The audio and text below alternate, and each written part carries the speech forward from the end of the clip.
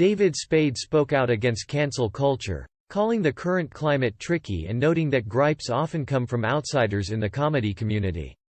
It can be argued that Spade benefited a bit from cancel culture, recently wrapping up a guest hosting stint on Bachelor in Paradise after regular host Chris Harrison departed the franchise amid a racism scandal. Speaking to Variety about his time on the show, Spade noted that Bachelor producer Mike Fleisch gave him the freedom to say what he wanted during his time on the show, even if that meant lightly mocking the series.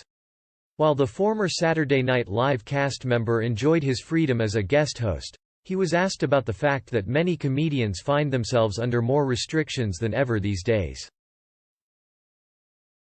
"It's very dicey. It's very tricky," Spade responded. "You used to have to say anything to go as far as you could, to push the envelope, to get attention, and people would be like, 'I like this guy. He's pushing it.' And in comedy clubs, audiences really appreciate that." He added, "Now you say the one wrong move and you're cancelled. It's a very tough world out there." Spade, who got his big break in comedy in 1990 on SNL, noted that the world of comedy clubs has always played by its own rules. While he says that he does not believe being mean to people is funny, he explained that an outsider can come into a comedy club and miss the point of the kind of satire that he's become famous for.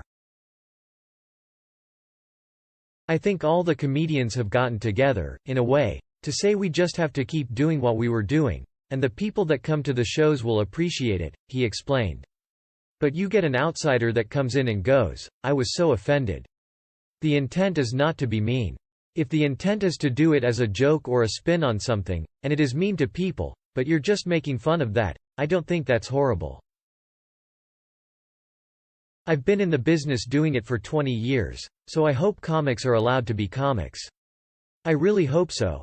Spade is hardly the first comedian to comment on the dangers of cancel culture for people in the comedy world. He's joined by Kevin Hart, Seth Rogen, as well as his former SNL cohorts Jon Lovitz and Chris Rock, in speaking out about the new climate comedians find themselves in.